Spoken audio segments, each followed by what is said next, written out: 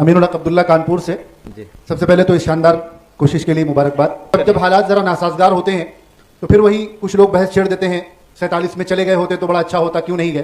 तो सवाल ये है कि जमीयत उलमाए हिंद ने हिंदुस्तान में रहने की वकालत और तकसीम की मुखालिफत क्यों की। बिस्मिल्लाहिर्रहमानिर्रहीम।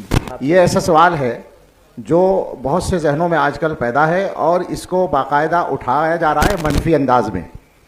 मुस्तकिल इस पर प्रोपेगंडा जारी है और इस तरह पेश किया जाता है कि जैसे हिंदुस्तान में मौजूदा हालात के लिए जमीयत उलमा और अकाबिर का ये फ़ैसला ज़िम्मेदार है कि उन्होंने तकसीम की मुखालफत की और हिंदुस्तान में रहने को तरजीह दी। तकसीम की मुखालफत क्यों की, सीधा सवाल तो ये है।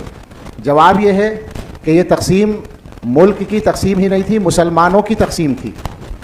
सादा सी बात है बिल्कुल। आप इसी को मैं ज़रा सा सवाल के अल्फाज से हटकर बोलना चाहता हूँ ताकि बात वाज़ेह हो जाए। जिन हजरात ने तकसीम की मुखालफत की उनके इल्म और उनके इखलास का कोई मुनकिर नहीं है, उनके तदब्बर और दूर अंदेशा का भी कोई मुनकिर नहीं है। क्या उनके बारे में कोई बदतरीन मुखालिफ भी ये सोच सकता है कि वो मिल्लत के मफाद के ख़िलाफ़ कोई फ़ैसला या कोई राय कायम कर सकते हैं। सूरत हाल ऐसी बनाई जाती है कि साहब मुस्लिम मुल्क बनने जा रहा था, उसकी मुखालफत की है।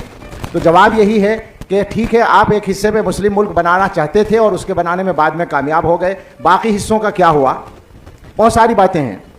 उसमें यह भी है कि मुसलमानों की मेजोरिटी उस इलाके में थी जिस इलाके को छोड़कर जा रहे थे। वो ये कह के गए कि हम तो भारत में रहने वाले मुसलमानों का जनाजा पढ़ के जा रहे हैं।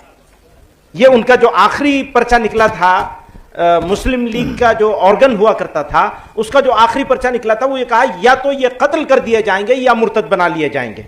ये फैसला करके वो यहां से गए थे।